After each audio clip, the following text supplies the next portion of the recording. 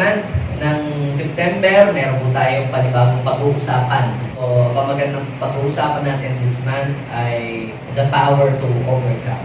Sabihin mo nga sa iyong katabi, God has called you to become an overcomer.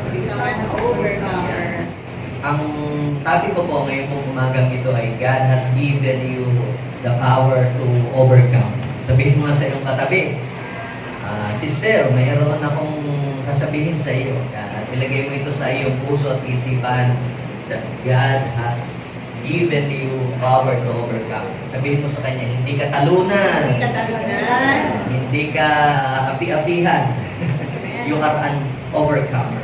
Madalas, kapag po tayo ay nagpe-fail sa buhay, nagkakamali o nagkakasala, o hindi natin na-achieve yung ating mga dreams sa buhay, o tayo po ay nakakapag-commit ng mga mistakes, madalas nasasabi po ng tao na, pasensya na, tao lang, ganito lang talaga ako, mahina, walang kakayahan, walang magagawa. Yan pong mga ganyang mga salita ay salita ng isang talunan. Pero gusto kong malaman nating lahat, noong tayo ay kumilala, tanggapin natin si Jesus as our Lord and personal Savior. Ito ka ngayon. You are victorious because of Christ. You are an overcomer. You are a child of God. You are chosen by God. So yun po ang dapat malaman natin patungkol sa ating sarili. Hanggat hindi mo nalalaman ang iyong identity kay Lord, lulukuhin ka ng kaaway. Kaya sabihin nga natin, I am anointed. I am a blessing. I am a deliverer. I am a good follower. I don't destroy. I heal. Depende po yan sa pagtingin po ninyo sa inyong pong sarili. Kaya nung ikaw ay kumilala sa ating Panginoon, naiba na ang tayo mo sa buhay. Ang katayuan mo sa iyong buhay ay nagkaroon ng pagkakaiba. Dapat mong malaman na hindi ka natalunan. Kung si Jesus ay mapagtagumpay, ikaw na nananalig kay Jesus ay ganoon ka din. Okay? Samahan po ninyo ako sa pagbabasa natin ng text natin sa 1 John chapter 5, verse 4 to 5. Basahin po natin. 1, 2, 3, go. For everyone born of God. Sino dito ang tinatanggap ng siya ay anak ng Diyos? Paano ba ang isang tao nagiging anak ng Diyos? Ang iba, akala nila ay hindi, okay na doon na sa may church akong ina-attendan, kaya anak na ako ng Diyos. Ang pagiging anak ng Diyos, mga kapatid, ito po ay personal na nangyayari sa isang tao kapag ang isang tao ay tumanggap kay Jesus. Sabi ng John chapter 1 verse 11. Sabi po doon, si Jesus ay pumunta dito pero hindi siya tinanggap ng kanyang mga kababayan. Hindi siya tinanggap ng mga Hudyo. Sabi ng verse 12, pero ang sino man tumanggap at nanalig sa kanya ay binigyan niya ng karapatan na maging anak ng Diyos. So tumanggap po ba kayo kay Jesus? So, ibig sabihin, ikaw ay anak ng Diyos kung tinanggap mo si Jesus. Sabi ay, sila nga ay naging anak ng Diyos, hindi dahil sa kagagawa ng tao o hindi sa kalikasan, kundi ang kanilang pagiging anak ay buhat sa Diyos. Ang tawag doon ay born from above. Tapos sinabi ni John the Beloved sa 1 John chapter 5, verse 4 to 5, for everyone born of God overcomes the world. For everyone born of God overcomes the world. This is the victory that has overcome the world, even our faith. Sabi ng verse 5, who is it that overcomes the world? Only the one who believes that Jesus is the Son of God.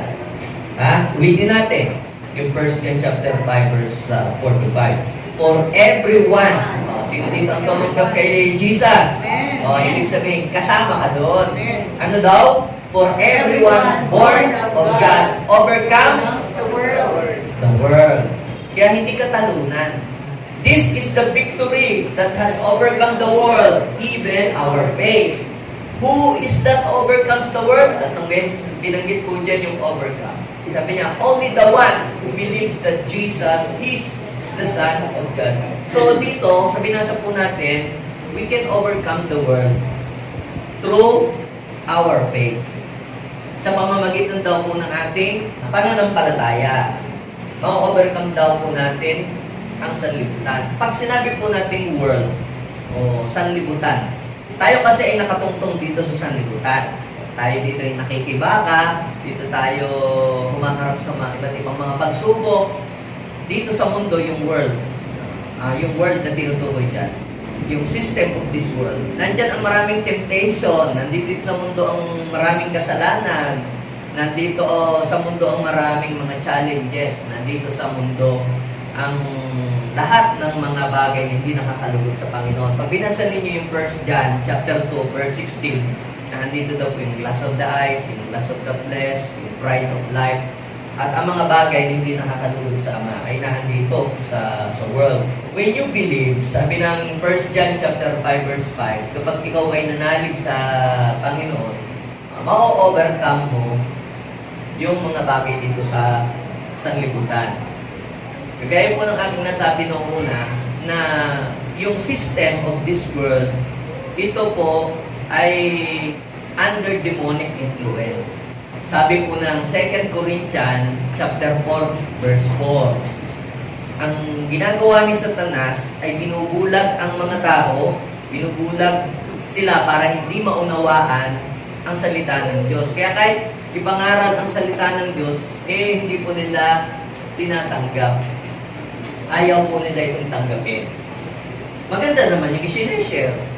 Mabuti naman yung ipinapahayag, pero bakit hindi tinatanggap ng mga tao? Kasi ang isip ng tao ay binubulag ng God of this world. Pansinin niyo po yung God of this world dyan ay small g.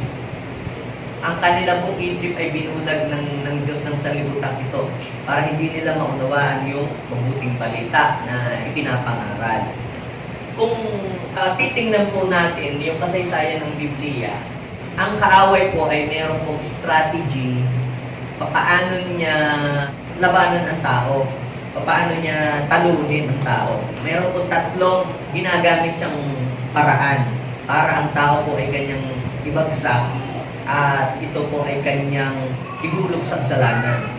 Ang strength niya sa buhay ng tao ay sa pamamagitan ng kasalanan. Mas maraming kasalanan ng tao, mas malakas ang forces of evil sa kanyang buhay. So, mas marami kang kasalanan ginagawa, mas malakas ang control ng kaaway sa iyo. So, mas mataas naman ang level ng kabananan mo sa iyong buhay and righteousness, mas strong ang power ng Lord sa buhay mo at mas weak ang kaaway. Doon sa Old Testament hanggang sa ating panahon, ay meron lang 3 ginagamit lagi ang kaaway para ang tao ay kanyang ibagsak.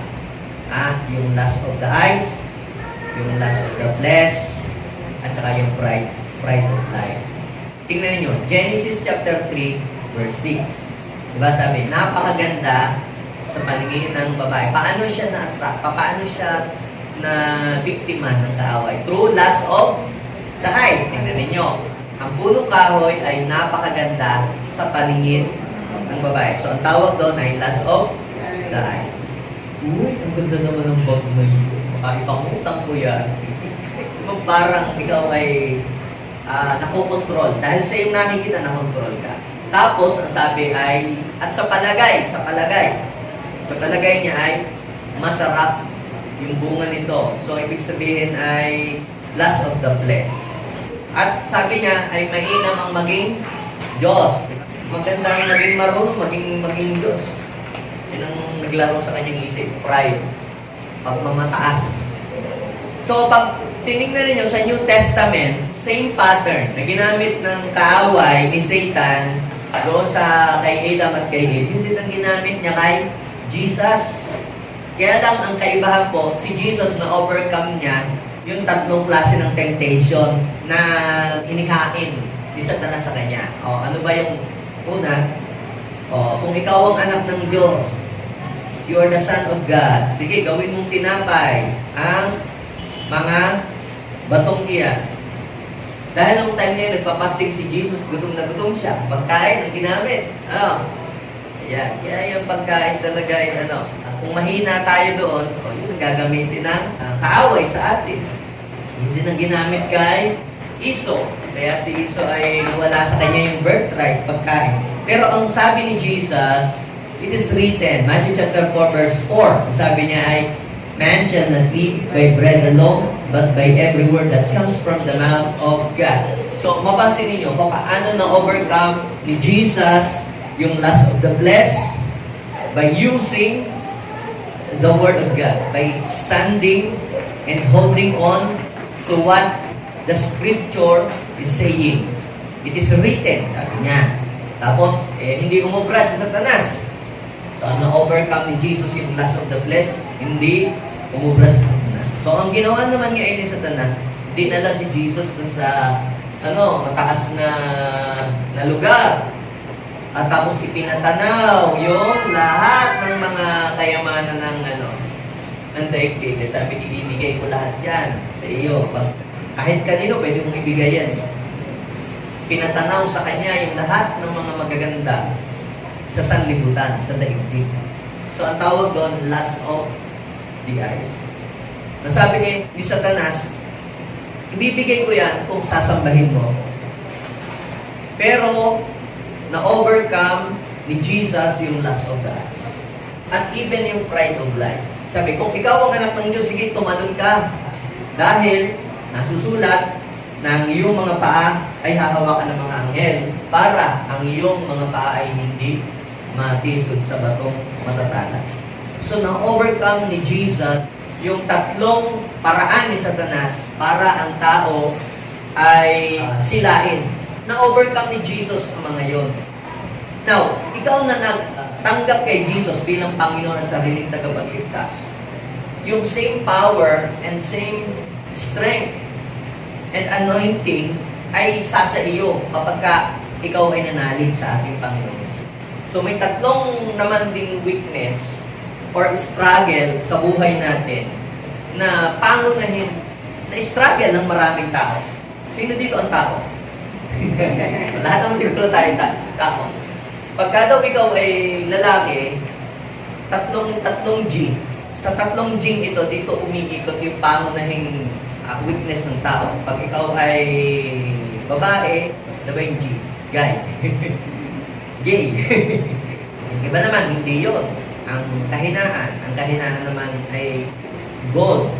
Ibig sabihin, kumakatawan sa mga material things or sa pera. Yung iba naman, wala doon ang kanilang struggle. Yung iba naman ay nasa glory.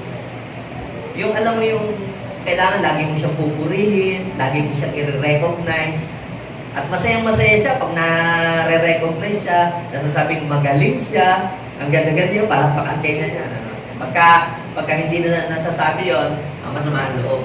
Doon sa tatlong iyon, umiikot ang struggle ng tao kadalasan. Meron nga pong tatlong magkakaibigan na sila po ay nangingisda. Nandun sila sa gitna ng karagatan. Hindi habang nangingisda sila, naghihintay sila ng mga isda para kakain doon sa kanilang pamingwit. Hindi nagkukwentuhan sila. Pare, ano ba ang inyong mga weakness sa buhay?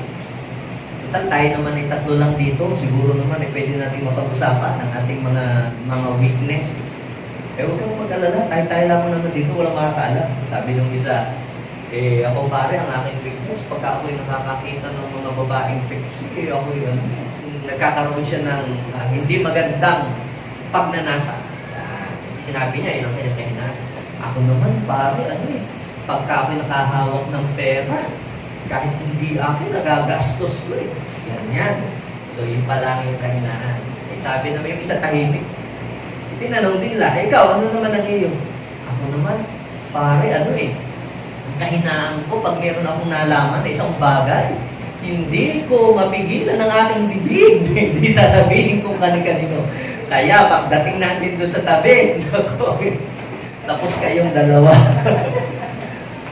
So, marami po tayong mga struggle. Pwedeng sasabihin mo doon sa iyong katabi na, yun lang, hindi mo pa napaglabanan. Sa iyo, kasi hindi yun yung iyong struggle.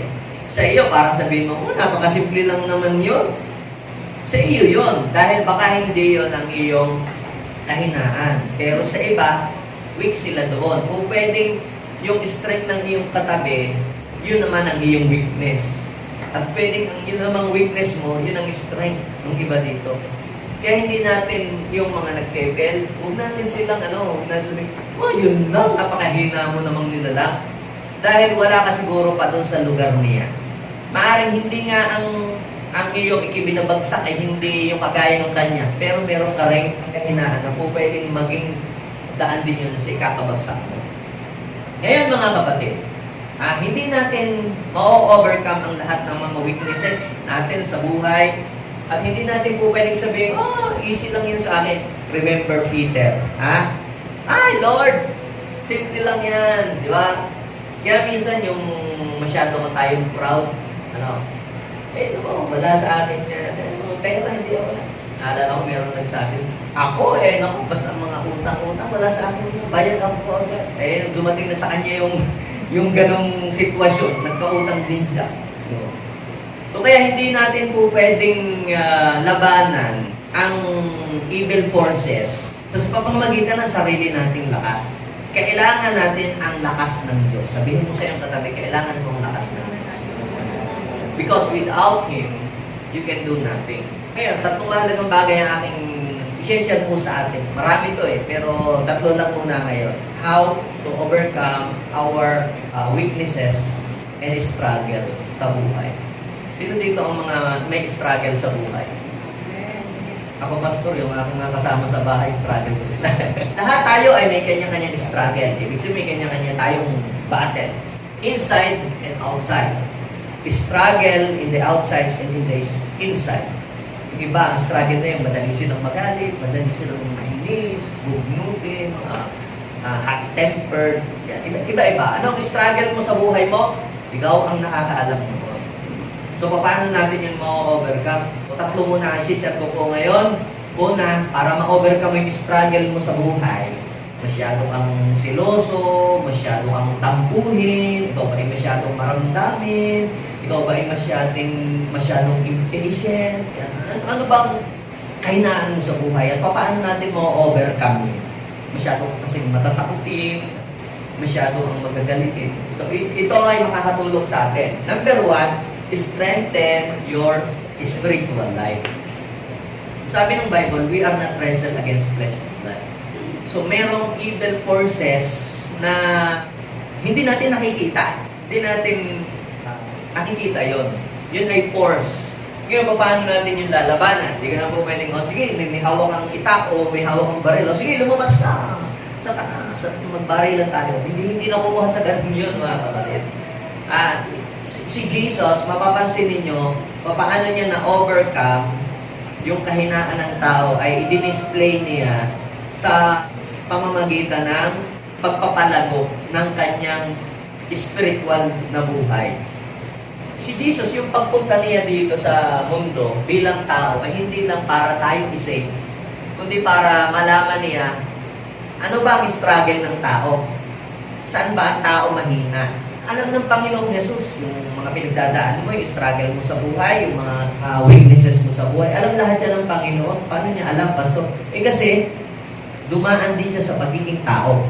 Kaya alam ni Jesus, sabi ng Bible, alam ni Jesus kung paano niya tayo tutulungan. Si Jesus, minodel niya sa kanyang mga disciples, sa kanyang mga followers, kung paano overcome ang kahinaan ng tao. Kailangan mo talaga magdidepende ka talaga sa lakas ng Diyos, hindi sa sarili mong lakas. Si Peter noon ang yabang. Diba sabi, darating ang araw na iiwanan ninyo ako, magkakanya-kanya kayo, kung saan kayo pupunta, at lalayo kayo sa akin sa panahon ng pagsubok. Ang yabang ni Peter, sabi niya, Lord, hindi ko kayo iiwan. Kahit anong mangyari, sabi pa nga, dadaan silang lahat sa ibabaw ng aking bangkay. Hindi ko kayo iwan, hindi ko kayo itatakbo. Masyadong mayabang si Peter. Masyadong nagtitiwala sa sarili lakas. Nung dumating yung problema, yung pagsubok, siya unang-unang tumakbo at nag-deny sa ating Panginoon. So, biyaya lang talaga ng Panginoon ang kakagawa sa atin para ma-overcome natin yung lahat ng mga struggle natin sa ating buhay. Sabihin natin, biyaya ng Diyos. Sabi ni Paul, basahin ninyo po yung Ephesians chapter 3:16. Ano ang sabi? Idinadalangin ko sa pamamagitan ng kanyang espiritu. Sa pamamagitan daw ng kanyang espiritu. So, ibig sabihin, doon mong gagaling yung ating kalakasan, doon mong gagaling yung strength natin to overcome our weaknesses and our struggle sa buhay. O inside man yan or outside. Sabi ni Paul, dinadalangin ko na sa pamamagitan ng kanyang espiritu ay palakasin niya ang inyong buhay spiritual. Ano ang pinag-pray ni Paul para sa mga taga-Efeso or sa mga Ephesian believer? Palakasin ang kanilang buhay spiritual. So, ang unang-una pala, para ma-overcome mo ang lahat ng struggle mo at weaknesses mo sa buhay, ang kailangan mo ay palakasin ang iyong spiritual life para ikaw mag-mature yung spiritual life. Kailangan mag-mature yun. Paano mag-mature at magiging strong ang ating spiritual life? So, kailangan natin i-practice tong basic practices. Ano ba yung mga basic para maging strong ang ating spiritual life? Siyempre, kinakailangan lagi kang magbabasa ng salita ng Diyos. Kailangan babasahin mo ang salita ng Diyos. You must always meditate on the Word of God. Lagi mo siyang babasahin. Kaya nga diba sabi ng Panginoon, it is written, man shall not live by bread alone, but by every words that comes from the mouth of God. So ito ang secret ng mga lingkod ng Diyos kung paano sila nagtagumpay. Nag-fail din ba yung mga kagaya ni na Abraham, ni na David, ni Joshua? Yes, pero sabihin natin kung yung sasamahin yung kanilang pagtatagumpay versus sa kanilang pagkatalo ay mas lamang yung sila'y nanalo kaysa doon sila'y natalo. Sabi ng Lord kay Joshua, sa Joshua chapter 1, verse 8, huwag mo kakaligtaan ang salita ng Diyos. Pagbulay-bulayan mo ito, basahin mo ito, araw-gabi, meditate mo ito, para magawa mo kung ano yung nakasulat doon at magtatagumpay ka sa lahat ng mga gagawin mo. Magtatagumpay ka. So, magiging masagana at matagumpay ang iyong pamumuhay. Kapag ikaw ay nagbasa ng salita ng Diyos. Kailangan natin ang salita ng Diyos. Kung wala kayong Bible, bumili po kayo sa bookstore, sa PCBS. O kaya mag-download kayo sa inyong phone. Yun nga lang, madidistract ka pagka laging may mga messages. So, kailangan may Bible ka sa bahay. Every time na nanghihina ka at every time na ikaw ay may mga fear sa buhay, dapat babasahin mo ang salita ng Diyos para ikaw ay lumakas hanggang sa ikaw ay tumibay. Another basic na dapat ay ginagawa natin, always pray. Kailangan mananalangin ka. Kung hindi ka mananalangin, hindi magiging strong ang iyong spiritual life.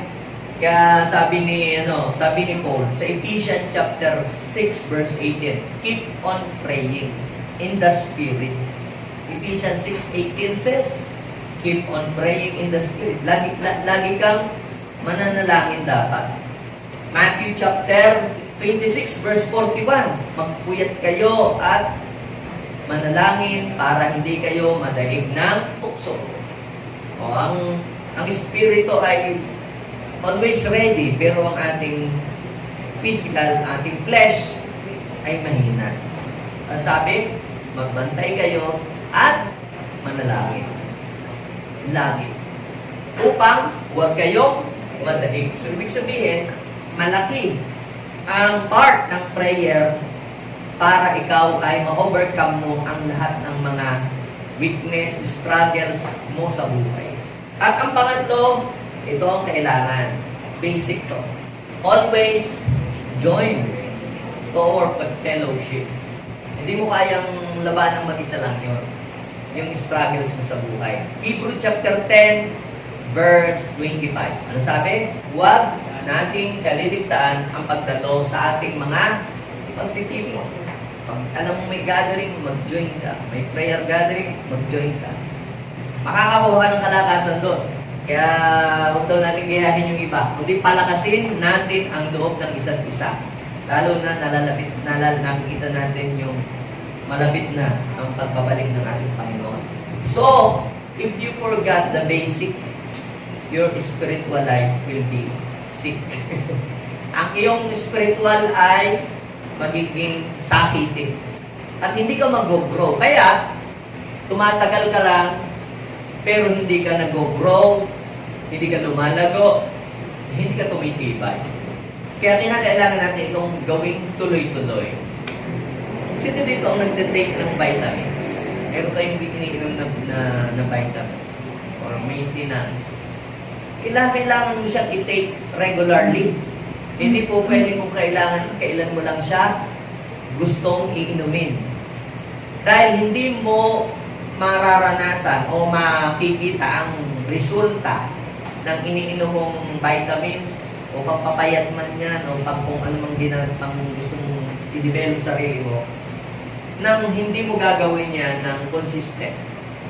Kinakailangan mo na gawin lagi ang isang bagay ng consistent para ikaw ay magtagumpay.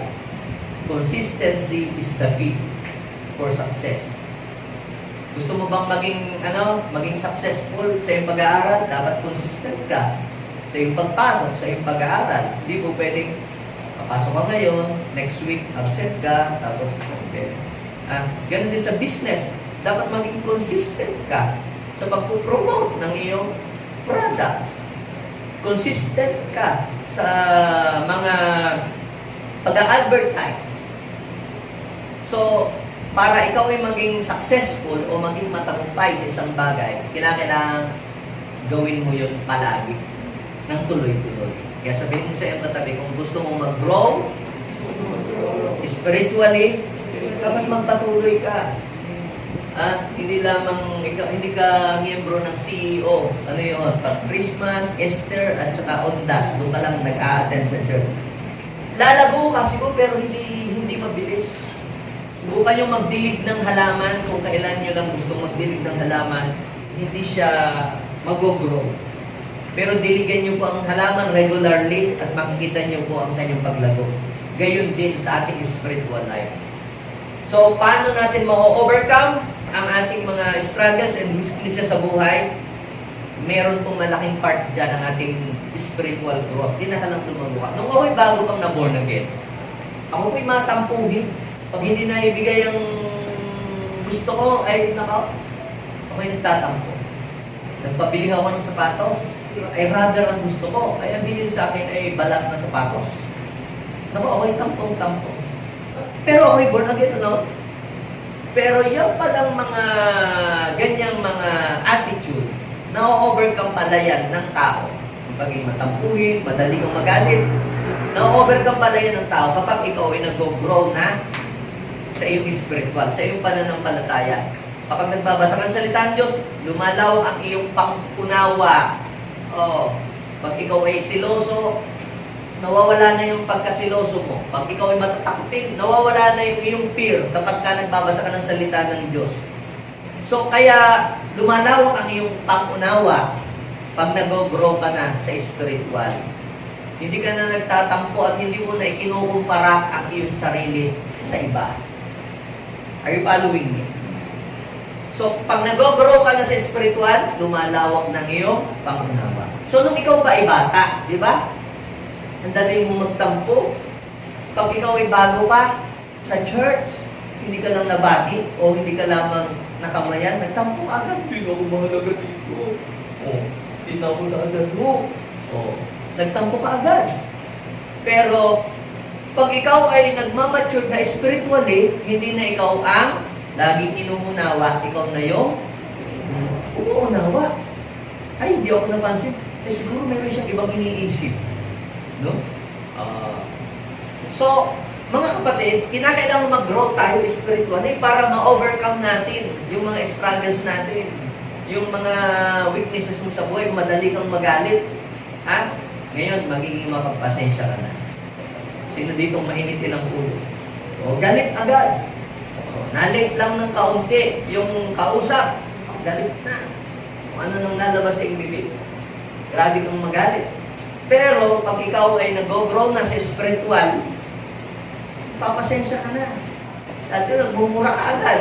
Ang init agad ng ulo mo. Pero ngayon, cool ka na. Nagpapasensya ka na. Pag matured ka na sa spiritual. Kaya sabihin mo sa iyo katabi, mag-mature na tayo. Yung pag nagtatampo, pang bata lang. Pagka tayo ay malago na sa panampalataya, hindi na tayo nagtatampo. Hindi na tayo nagwawala.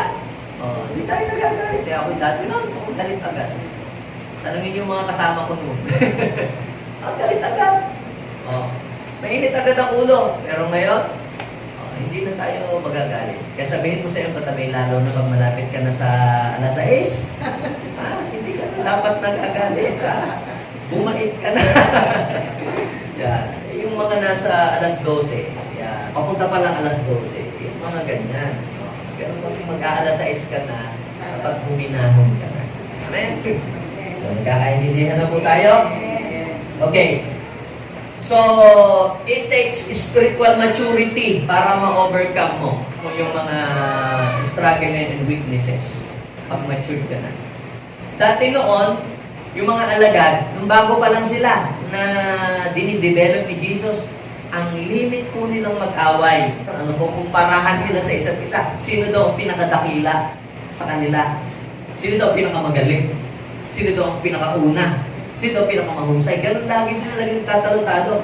Si Jesus naman, lagi na sinasabi, alam niyo, gusto niyo maging dakila, gusto niyo maging una, dapat maging huli kayo. Ganun. Dito sa mundo, yung una, siya nga talagang una. Pero sa kaharian ng Diyos, kung gusto mo maging dakila, dapat ikaw ay maging humble. Ang limit nilang mag-away. Kaya ang ginagawa ni Jesus, minsan si Peter, ibinubukod niya. Pag umaalis si Jesus, isinasama si Peter. Hindi niya iniiwan. Kasi pag iniwan niya si Peter, magkakagulo. Minsan, isinasama niya, yung meron ba siyang alagad na mahilig ding warwick ba? Yung dalawang kambal. Sinasama din niya. Hindi niya pwedeng iwanan. Bakit? Maya-maya, mag-aaway-aaway sila. Pero, sila po ay nag-mature. After 3 years na sila ay tinuruan ni Jesus, nag-mature po sila. Kaya nung umalis na si Jesus, tingnan ninyo, sa Acts chapter 1, verse 14, lagi na silang nagsasama-sama, nagkakainan, hindi sila nag-aaway-aaway.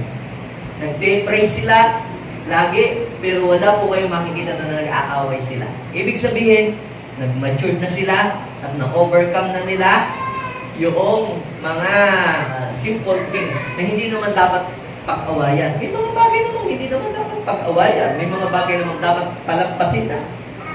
Pero yung mga iba, hindi nila makalampas kahit katiting na bagay. Ibig sabihin, it takes spiritual maturity para mapalampas mo yung isang bagay na kahit naman hindi na masyadong pansinin, lahat ng bagay pinapansin mo. Lahat na lang ng mga pagkakamali ay iyong pinupuna. Pero pag ikaw ay spiritually matured na, hindi mo na binibigyan ng pansin yung mga ganong mga bagay. Nakapokus ka na sa mga major things, hindi sa mga minor. Okay? Pangalawa po ay ito, change the way you think. Change the way you think. Ang ating pong memory yan, may pattern yan. Meron yung pattern. Kaya pansinin nyo, yung pagkakamali mo kahapon, pwedeng mauulit-ulit yun sa isang araw hanggat hindi mo pinapalitan yung pattern sa iyong memory. May pattern po yan. Kasi mo yung nagkamali ka ngayon. Tapos sa susunod, ngayon, New Year. Gin ako iinom. Ito ang aking New Year's resolution. Whiskey ako ipilitin. Pero bakit, kahit may sinasabi kang New Year's resolution, bakit pagkalipas ng mga panahon, nauulit-ulit, nabalik-ulit doon? Kasi ang ating pong mind may pattern sa paggawa ng anumang mga bagay. At marami rin pong mga habits na hindi natin matanggal sa ating sarili. Kasi nakapattern na po yan sa ating memory. Ngayon, mga kapatid, unless na ating baguhin yung ating pag-iisip, ay hindi natin mababago ang ating sarili. You can change yourself unless you change your mind. Basahin natin po yung Romans chapter 12, verse 2. Ayan, sabi, don't copy the behavior and customs of this world. Kita ninyo, but let God transform you. So, paano tayo itatransform ni Lord? Let God transform you by what? By changing the way you think. Babaguhin mo talaga yung pattern ng iyong pag-iisip. Hanggat hindi mo binabago yung pattern na naandiyan sa iyong isip, paulit-ulit ka lang na babalik doon sa dati at hindi mo ma-overcome. Paano mapapalitan yung pattern dito sa ating isip? Ayun, babalik tayo doon sa meditate on the Word. Magme-memorize ka ng salita ng Diyos. Ito po yan, no? Kung ano yung ating iniisip, nagiging ganun ka. You become what you think. Halimbawa, isipin mo ng isipin na mahuhulog ako sa hagdanan. Mahuhulog ako sa hagdanan. Kasi mo, mahuhulog ka nga. Kasi yun ang iyong iniisip. Babagsak ako sa exam. Ako, mag-fail ako. Kasi yun ang lagi mong iniisip. Halimbawa, ano ang nasa isip ninyo na lulutuin nyo mamayang gabi? Kung yun ang nasa isip mo, yung gagawin mo, lahat yun, yung sasalitain mo, yung kilos mo, kasi yun yung nasa isip mo. Kinakailang mabura sa ating isip ang mga pangit na kaisipan. Yung pagdududa, kailangan mabura yun. Paano ba mabubura yun? By changing the way you think, babasahin mo talaga ang salita ng Diyos. Yun ang ilalagay mo sa iyong isip. Tayo kasi, may paniniwala tayo sa atin sa bansang Pilipinas. Anong paniniwala? Dapat tayo lagi, tayo tutulungan. Mahirap tayo. Dapat tayo ay tutulungan. Kita ninyo, sa kabilang banda, kung sino po yung matulungin, yun ang nagiging masagana. Tayo kasi ang nailagay sa ating isip, yung tayo ay tutulungan. So, siyempre, mahirap tayo. Yun ang nailagay sa ating isip. Wala tayong mararating. Yan ang nandiyan sa iyong isip. Kaya kapag yan lagi ang nasa iyong isip, ang hirap mong umangat. Laging kapos, laging kulang, kasi yun yung laging nasa iyong isip. Halimbawa pa, isinilang kang mahirap. Tapos nasa squad, ganito pa tayo, ganito na tayo. Basta ang mahalaga, wala tayong inaargabyan ng tao, ganito tayo, basta kumakain tayo 3 times a day. Kaya kahit anong gawin mong pagsisikap sa buhay, bakit parang lagi kang kapos? Kasi ang paniniwala mo, wala kang mararating, ganito ka. Ilagay mo sa iyong isip, mula sa oras na ito, na meron kang mararating. Sabihin sa iyong katabi, mula ngayon, ito ang ilagay mo sa iyong isip. Ito ang i-program mo sa isip mo. Anong ipoprogram mo sa iyong isip? Ikaw ay mapagtagumpay. You are victorious. You are blessed. At kapag yan ang nakaprogram sa iyong isip, dadalahin ka ng iyong iniisip na yan doon sa iniisip mo. Great battle start from our mind. Kinakailangan mo nang magtagumpay ka sa iyong isip. Halimbawa, yung pagpunta mo dito, inisip mo ba o hindi mo inisip? Inisip mo. May nagtalo pa sa isip mo. Aaten ba ako ngayon? Maglalaba? Mamamalengke? Pupunta sa church. Nagtatalo yan. Bakit ka narito ngayon? Kasi nanalo sa isip mo, yung ikaw ay pupunta sa church. Kung nanalo sa isip mo, ang ikaw ay maglalaba, wala ka dito. Tiyak, maglalaba ka. Kasi ang nanalo sa isip mo, ang paglalaba. Pansin niyo, naglalaban sa ating isip. Aaten ba ako ngayon? Hindi. Aaten ba ako? Hindi. Sabi nung iniisip mo, Marami akong labahin ngayon. Tsaka marami akong tatapusin na project. At the back of your mind, meron namang nagsasabi, hindi. Seek ye first the kingdom of God and His righteousness, and all these things shall be added unto you. Ba't nandito ka ngayon? Kasi ang nanalo sa iyong isip, yung ikaw ay a-attend ngayon. So, kaya, naging overcomer ka. Oh, kasi sabi ko, mamaya na lang ako maglalaba. At ganyan nga ang mangyayari. Mamaya na lang ako mag-re-review pagkagaling ko sa church.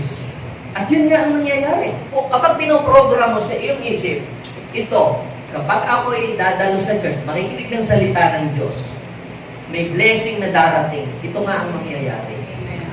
That is the power of our thinking. Iniisip mo pa lang. Naniniwala ba kayo at alam ng Diyos ang ating mga iniisip? Amen. Iniisip mo pa lang. Sabihin mo sa iyong katabi, iniisip mo pa lang. Ginagawa na ni Lord. Amen. Amen? Amen. Ang trabaho po ng mundong ito, guluhin ang ating isip. Punuin ng maraming mga alalahanin sa buhay. Takutin tayo ng takutin. At pag ikaw ay naging alipin ng takot, hindi ikaw ay magiging talunan at magiging alipin ka ng kaaway. Ngayon, paano natin ma-overcome ang mga bagay na yon? Colossians chapter 3 verse 2. Ito. Sabi ng Colossians chapter 3 verse 2, think about the things of heaven, not the things on earth. Kaya kapag ang treasure mo nasa langit, hindi ka matatakot sa anumang mangyari na bagay dito sa mundo. Kasi wala ang iyong attachment sa mga material na bagay. Yes, tayo nagtatrabaho, nag-iimpok tayo, bumibili tayo ng mga ari-arian, pero ang ating tunay na treasure ay yung treasure sa langit. Ang tunay na treasure, yung mga taong inaakay mo, tumanggap kay Kristo, mga taong sineran mo ng salita ng Diyos, yung ginagawa mo sa Panginoon. Kaya sabi lagi ni Jesus, huwag kayong mag-impok ng kayamanan dito sa lupa. Dahil ang kayamanan dito sa lupa, nawawala, nauubos. Mag-impok kayo ng kayamanan doon sa langit. Kasi hindi nawawala ang kayamanan ninyo doon. Kaya kita rin niyo yung isa pong lalaki na lumapit sa Panginoong Jesus. Paano daw siya magkakaroon ng buhay?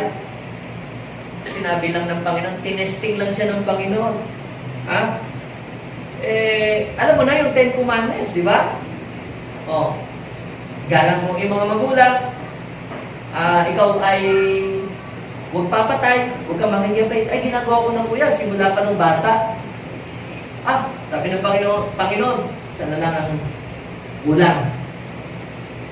Tinesting lang ng Panginoon yung lalaki. Benta mo lahat ng ari-arian mo. Pagkatapos, yung pinagbentahan, ibili mo ng mga pagkain at itulong mo sa mga mahirap. Pagkatapos, sumunod ka sa akin. Pagkarinig po ng lalaki, doon sa sinabi ng ating Panginoong Jesus, bigla po siyang nalungkot. Bakit po? Sapagkat, ang nakaprogram sa kanyang isip, ang tunay na kayamanan ay material, hindi spiritual. Kapag ang nasa mind mo, ang tunay na kayamanan, ay yung mga bagay na spiritual na ginagawa mo sa Panginoon. Kita ninyo, kahit mawala, merong iba nawala ng cellphone, hindi na makatulog, hindi na makakain.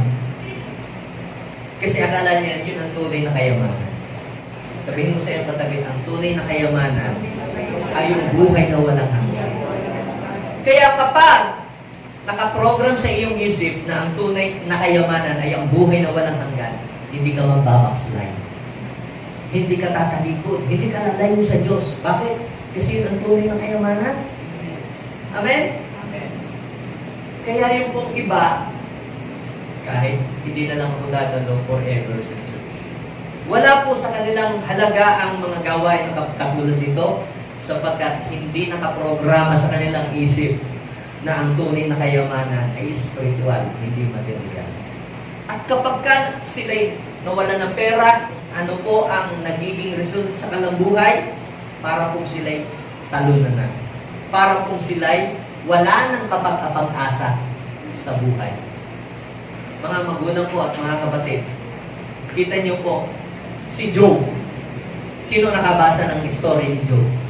Nawala ang lahat ng bagay sa kanyang buhay, mga material, ang kanilang yaman, sobrang yaman. Pero, akala ni Satanas, kapag nawala na ang lahat ng iyon, talunan na si Job. Pero ano sabi ni Job? Bless the Lord, O my soul, and all that is within me, bless His holy name.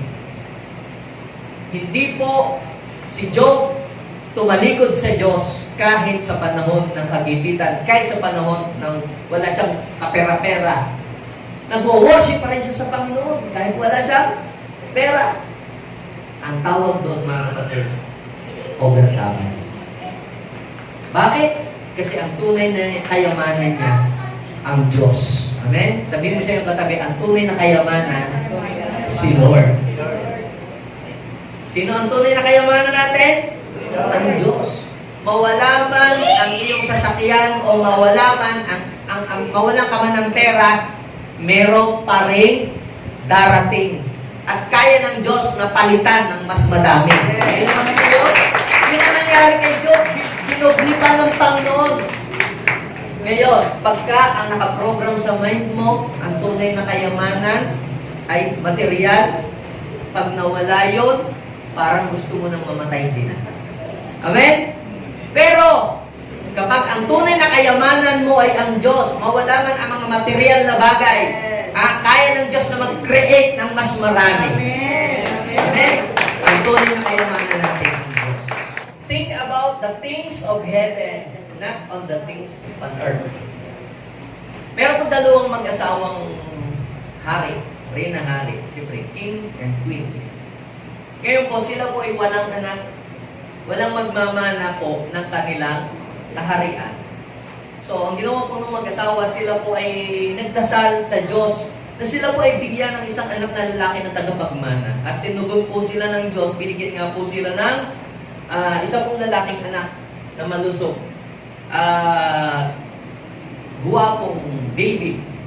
Ngayon, meron po kontrabida, meron po silang kaaway. Isa pong mangkukulam o isang witch na ayaw po ng mangkukulam na ito na itong mag-asawa ay magkaroon ng anak. In fact, siya nga po ang humahad lang para hindi po sila magkaroon po ng baby. So, ang ginawa po nitong mangkukulam na ito, habang malalim ang gabi na natutulog ang lahat, ninakaw po yung bata. Pagkatapos tinapon sa malayo, sa basurahan. Ngayon po, yung bata, habang nandito sa basurahan, ay nakita po ng dalawang mag-asawa naman na nagtatrabaho doon sa may basurahan na namumulot ng mga basura. Nandun po ang kanilang ikabubuhay. Kapag ka po sila ay kumakain, ang kinakain po nila, yung mga itinapon ng mga pagkain doon sa basura na yun. At kinugto po nila yung sanggol na yun hanggang sa lumaki. At ang pinapakain po, yung pong mga pagkain ay tinapon po doon sa basurahan. So, nasanay na po yung bata, ang kanyang tiyan ay kumakain ng mga ganong mga pagkain. Pero sa utos po ng hari sa kanyang mga tauhan, hinanap ng kanyang mga tauhan yung bata. Until one day, natagpuan na po yung bata. Sa wakas, natagpuan yung bata. Yung malaki na, naglalakad na, nakapagsalita na. So, dinala po sa palasyo po yung bata. At sa tuwa po ng mag-asawa, nagpa-party. Yung mag-asawa, yung hari, tsaka reyna. At marami pong handa ng mga pagkain. At yung pong mga bisita sa kaharian, pinapunta po doon sa kanilang palasyo. At grande po ang handaan. Ngayon, dumating po yung oras na ipapakilala na po ng mag-asawa yung kanila pong nawawalang anak at sila po yung papasalamat. Ilang hinanap po nila yung bata? Nawala! Hinanap po hinanap ng guard. Pati yung mga tao ay nagtulong-tulong na po sila sa paghahanap para lamang po makita po yung bata. At kahanap po ng kahanap, nakita po nila yung bata, nandun pala po sa ilalim po ng hagdanan. Kumakain po ng mga pagkain na naitapon doon sa may basurahan. Tagulan po yung hari, sabi, anak, bakit ka kumakain dyan? Ang daming pagkain doon sa mesa. bakit hindi ka doon kumain? Sabi ko, bata, akala ko po kasi yung pagkain niyo para po sa mga bisita. Ano pong ibig kong sabihin? Ba't ko naikwento yun? Alam niyo po, kahit pa tayo ay palibutan ng Diyos ng maraming mga blessing, pero kapag ka hindi nababago yung pattern sa ating isip, babalik pa rin tayo sa ating dating pinanggalingan. Kaya para hindi na tayo bumalik doon sa ating kasalanan na pinanggalingan noon, kinakailangan mabago ang takbo ng ating isip. So sabi ng Romans chapter 12 verse 2, do not copy the behavior and customs of this world, but let God transform you into a new person by what? Changing the way you think. Then you will learn to know God's will for you. Unless na mabaguhin mo ang iyong kaisipan, hindi mo malalaman kung ano yung kalooban ng Diyos para sa iyo. Kaya makikita mo, malalaman mo ang plano ng Diyos sa buhay mo ay napakaganda pala kapag nabago yung iyong takbo ng isip mo. Okay? At last, pang-tatlo, paano natin ma-overcome ang ating mga struggles at ang ating mga weaknesses sa buhay? Ulitin natin, kailangan palakasin mo ang iyong spiritual life. Ikaw ang gagawa nun. Tutulungan ka ng Espiritu ng Diyos, pero dapat may gagawin ka. Kahit pa ano yung desire ko na kayo ay maging matagumpay sa buhay ninyo at maging overcomer kayo, mapagtagumpay nyo po ang inyong bisyo, ang inyong pong mga bad habits, kahit anong gusto kong gawin, pero hindi mo tutulungan ang iyong sarili, ay walang mangyayari. Even si God walang magagawa. Kailangan tutulungan mo ang sarili mo. Kailangan i-desire mo. Sino dito gusto niya maging overcomer siya? Amen. Yan. So una, palakasin mo yung spiritual life mo. Pangalawa, baguhin mo ang takbo ng iyong isip. Kaya sabihin mo sa iyong katabi, may pag-asa ka pa. May mararating ka pa. Hindi ka mananatiling ganyan. Hindi ka ganyan habang buhay. Amen? May magandang plano ang Diyos sa iyong buhay. Kailangan i-reprogram natin ang ating isip. I-program natin yung mga magaganda, yung mga pangako ng Diyos sa buhay natin. Pangatlo, ito. Find the right persons who can help you to overcome your struggle. Humanap ka ng mga tamang tao na makakatulong sa iyo para malabanan mo ang iyong struggle. Sino yung mga taong yun? Yun yung mga taong kapares mo din dati noon na nagtagumpay na sila dun sa ganong bagay. Kung ang struggle mo ay smoking, hanap ka ng mga taong nagtagumpay dun sa ganong bagay. Paano nila na-overcome yun? You can learn something from them. Kung ang struggle mo ay hindi mo mabitawan ang iyong paglalasing, manap ka ng mga taong dating addict doon. Paano nila na-overcome yun sa buhay nila? And you will learn something from them.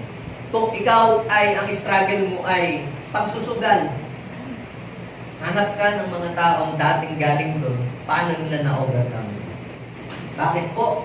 Dahil sila rin ay kinahabagan ng Diyos. We are created to help one another. Let us read Genesis chapter 2, verse 18. The Lord said, it is not good for the man to live alone. I will make a suitable partner for him.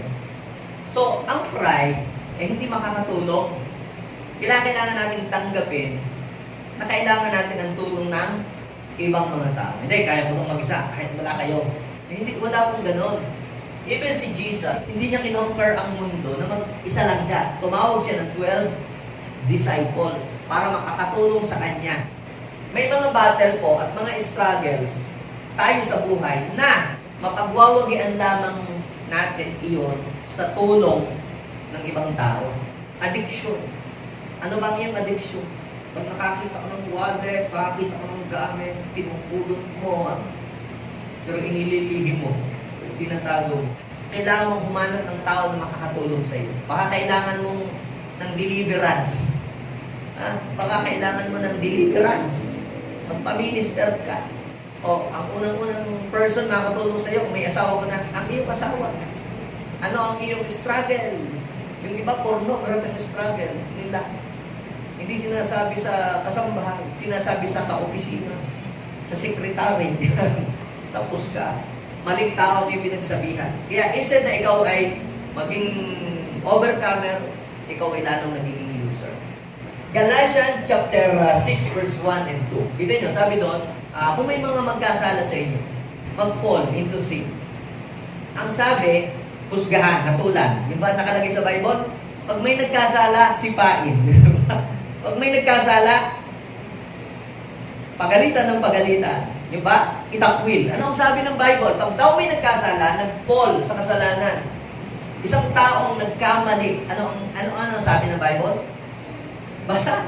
Mga kapatid, kung may magkasala man sa inyo, kayong mga ginagabayan ng banal na Espiritu ang dapat tumulong sa Kanya para magbalik loob sa Panginoon. So, pag may mga nagkasala pala, dahil sa kanilang kahinaan sa buhay, sila ay nag-fail, nagkasala, nagkamali.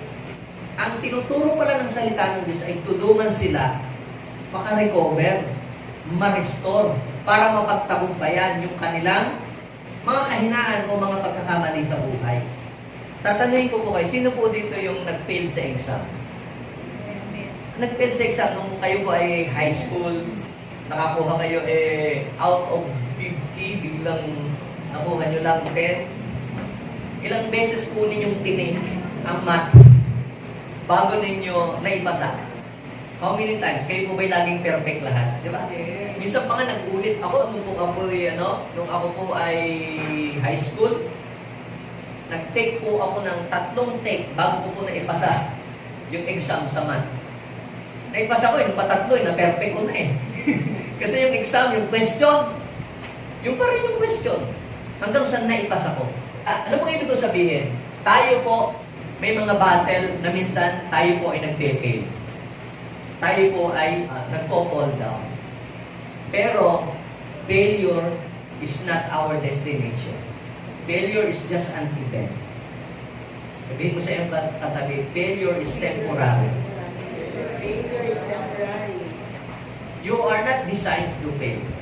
Sabihin mo nga sa iyong katabi, hindi ka dinesign ni Lord para mag-fail ka. Ikaw ay dinesign ng Lord para ma-overcome mo yung iyong failure. Amen? So kapag ikaw ay nag-fail, huwag mong tanggapin na ikaw ay failure. Kung mag-fail ka man sa buhay, isipin mo na may tinuturo lang sa akin ang Lord. Pero, this is not my destination. Failure is just a part of our success. And there is no successful person or victorious person na hindi nag-fail sa buhay. Pero nasa sa iyo ang pagpili kung ikaw ay mananatili na doon o ikaw ay titindig at magpapatuloy ka. So, you need a right person na makakatulong sa iyo to overcome your struggle. Pwedeng ang asawa mo, kung may asawa ka, or pwedeng yung mga kasamahan mo sa church na nagtagumpay din sa kanilang mga struggle sa buhay. Sabi ng Ecclesiastes chapter 4 verse 12, basahin po natin, madali kang matatalo kung nag-iisa ka. Pero, kung may kasama ka, siguradong ikaw ay magtatagumpay. Basahin nyo, madali kang matatalo kung nag-iisa ka. Pero kung may kasama ka, mahirap kang talunin. Tulad din ng lubid na may 3 pilipin, hindi nalalagot. Bakit? Kasi pag meron kang kasama, pwedeng yung kasama mo magpe-pray sa iyo. Kapag sa panahon na ikaw ay nanghihina. Kapag nadi-discourage ka, yung kasama mo, pwede kang i-encourage. Don't give up. Just move forward. Kung nag-iisa ka, may pipigil sa iyo kapag may kasama ka. Kapag nag-give up ka na. Kalimitan mo, yung mga taong nagsusuicide sila kasi wala silang kasama. Pag may kasama, may pipigil. Yung mga taong nagsusuicide, hindi nila na-overcome yung stress. Hindi nila na-overcome yung struggle nila. Kaya ano po ang nangyari? Nagpakamatay na lang po sila. Kaya find a persons, the right persons, who can help you to overcome your struggle. Sasabihin mo sa iyong katabi, naandito ako para ipag-pray ka. Naandito ako para tulungan ka. Na ipag-pray, na ma-overcome mo yung mga struggle na hinaharap mo sa iyong buhay. Kaya kinakailangan humanap ka ng tao, yung tao mapagkakatiwalaan mo na hindi ka itatag sa Facebook o hindi ka magkakalat yung iyong witness. Humanap ka ng taong gano'n na, sister, ipag-pray mo ko para ma-overcome ko itong aking struggle na ito. At ikaw naman na nilapitan, na hininga ng tulong, ng prayer, huwag naman yung, atin lang po. Kaya ako sinabi sa iyo para ipag-pray mo. Tapos, nung masabi sa iyo, punta ka doon sa kabila, atin. Alam mo, grabe pala yun, si ganito. Pag may mga tao nag-confide sa inyo ng kanilang mga struggle, kaya po sila nag-confide ng kanilang mga struggle sa inyo, dahil sila po ay nagtitiwala sa inyo. At kayo po naman na pinagkatiwalaan, ay dapat ay mapagkatiwalaan tayo. Mga Ngaral chapter 4 verse 12, hindi natin kayang magtagumpay kung tayo hindi isa. Kaya dapat maging blessing tayo. Amen. Sabihin nga po natin yung JA1 culture number 5. Sabihin natin, I don't destroy, I build. Isa pa, I don't destroy, I build. Pag may mga taong lumapit sa inyo, in-approach kayo, humingi ng prayer, nagpa-minister, humingi ng counsel na ninyo ng galing sa salita ng Diyos. Pero kung may mga bagay na in-open sa inyong problem, please don't tell to other people. Para hindi tayo makakasira ng buhay ng ibang tao, kundi makakatulong tayo. Because we don't destroy, we build. Amen? Hindi natin kayang mag-isa na ma-overcome ang ating struggles. May mga struggles na kailangan talaga natin ng mga tutulong sa atin na mag-pray para sa atin. Even si Paul, please, ipanalangin niyo ako. Sabi ni Paul sa mga taga-Ephesians, sa mga taga-Thessalonians, para may pahayag ko ang salita ng Diyos, lalo na doon sa mga hindi naniniwala. Humihingi siya, nagkukulek siya ng prayer. Kaya yung pride, hindi makakatulong para ma-overcome mo ang iyong mga weakness. Pangalawa, kailangan din natin ang tulong ng Diyos. John chapter 15 verse 5. Apart from God, we can do nothing. Hindi natin kaya. Una, kailangan natin ng tulong ng mga tao, ng ating mga kasamahan sa church. At pangalawa, kailangan natin ng tulong ng Lord. Because without Him, we can do nothing. Alam niyo po ba na si Jesus ay overcomer? John chapter 16 verse 33, in this world, you will experience many troubles. In this world, maraming mga struggles. Pero sabi ni Jesus, but take heart, I have overcome the world. Ibig sabihin, kung si Jesus ay nagtagumpay sa mga struggles sa mundong ito, ikaw napupunik kay Lord, ay magiging overcomer din kapares niya. Amen? Kaya sabihin nga natin, i-declare natin, I am an overcomer. I am a winner. I am victorious. Because of Jesus. Now, ano namang mangyayari kung ako'y overcomer? Sabi ng Revelation chapter 3 verse 21, basahin nga natin. To him who overcomes, sabi ng Lord, I will grant to sit with me on my throne, as I also overcame and sat down with my Father on His throne. Ina-expect ng Lord kung paanong siya ay nagtagumpay dito sa mundong ito, nung siya nandito sa mundo, yun din ang ina-expect ng Lord sa iyo. Ibibigay niya ang kanyang espiritu para ikaw ay maging overcomer. Ibibigay niya ang kanyang mga banal na salita. Susuguin ng Lord ang kanyang mga angel para pagka yung time na ikaw ay talagang mag-fall down na, sasaluhin ka ng angel ng Lord. Just put your trust on Him. Aminin mo lamang na, Lord, hindi ko po kaya pagtagumpayan ang mga anumang mga negative thought. Hindi ko kayang pagtagumpayan ang mga struggles na aking hinaharap sa buhay. Kailangan po nating magpakumbaba. Kailangan nating aminin na, Lord, hindi ko po kaya magtagumpay. Kailangan ko po ang inyong tulong. Hindi ko kayang baguhin ang aking sarili. I need your help. Alam niyo po, kapag inamin natin ito sa Panginoon, dadating ang tulong ng Diyos sa atin. He will come and strengthen you. He will come and save you. He will come and help you. Just call upon the name of the Lord and you will be saved. Yes.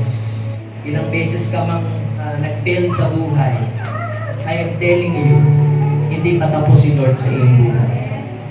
Just move forward.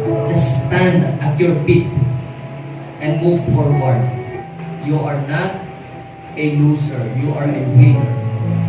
Because God is with you. God has called you to overcome. Ang sabi ng Panginoon, in this world, you may experience troubles and many trials, but take heart. I have overcome the world. Kung ako ay nagtagumpay, magtatagumpay din kayo. Sabi ng yes. This is my desire. Yes, Lord. To honor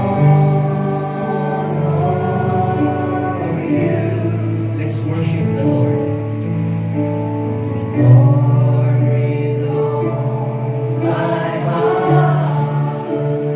worship you. Yes, Lord. All that is within.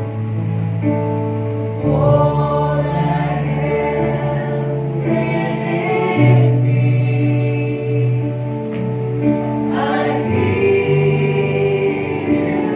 you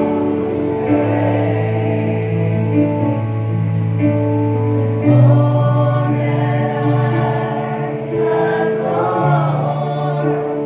is in you. Sabihin natin, Lord, I give you my heart. Lord, I give you my heart. I give you my soul. I give you my soul. Bigay natin sa Diyos ang ating mga struggle, ang ating mga kahinaan. Isugin natin sa ating buhay. Sabihin ko sa Kanya na, Lord, hindi ko kaya magtagumpay ng mag-isa. Kailangan ko po ang inyong tulong. Kailangan ko po ang inyong kalakasan. Lord, I give you my heart. Just give your heart to the Lord. Yes, Lord.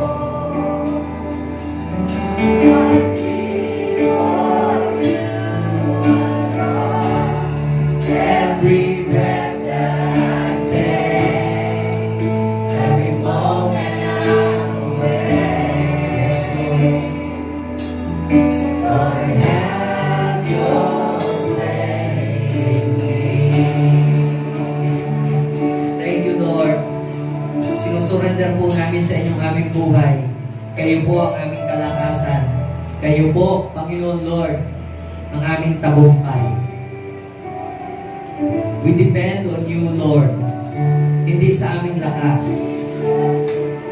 Sa oras na ito, Panginoon, ipinagkakatiwala namin sa iyo ang aming buhay. Hinihiling po namin ang inyong tulong. Habang kami ay nabubuhay dito sa mundong ito, Lord, hinihiling namin ang kalakasan na nanggagaling sa inyo. Lord, patawarin niyo po kami sa aming mga kasalanan. Linisin niyo po ang aming puso at ang aming mga isip. At sa oras na ito, Panginoong Jesus, inaanyayahan namin sa aming buhay ang banal na Espiritu Santo na kami ay palakasin, kami ay patatagin, at bigyan, Panginoon, ng malinaw na pag-iisip upang kami ay magtagumpay. Lagyan natin ating kamay sa ating puso. Manalangin tayo. Sabihin natin, Panginoong Jesus, salamat po. Dahil patuloy mo po ako na tinutulungan. Patuloy mo po akong itinitindid. Kung ako po ay natutumba, patuloy mo akong ibinabago. Salamat, Panginoon, dahil binigyan mo ko ng panibagong kalakasan. Sa oras na ito, inaamin ko po na wala akong magagawa kung hiwalay ako sa iyo. Panginoong Jesus, patawarin niyo po ako sa aking mga pagkukulang at linisin mo po ako sa aking mga kasalanan. Binubuksan ko ang aking puso at tinatanggap kita bilang aking Panginoon at sariling tagapagligtas. Mula ngayon, Lord, ako po ay mapagtagumpay dahil mo, dahil sa tulong mo. In Jesus' name, Amen. Ako lang magpe-pray. Lord, bless these people.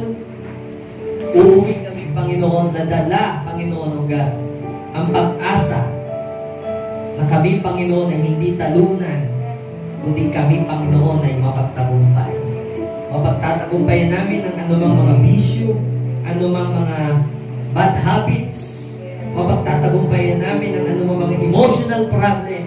Mapapagtagumpayan din namin, Panginoon Lord, ang anumang mga pagsubok, anumang mga difficulties, dahil Ikaw ay kasama namin, O God. Because if God is with us, no one can stand against us. Maraming salamat po. In Jesus' name,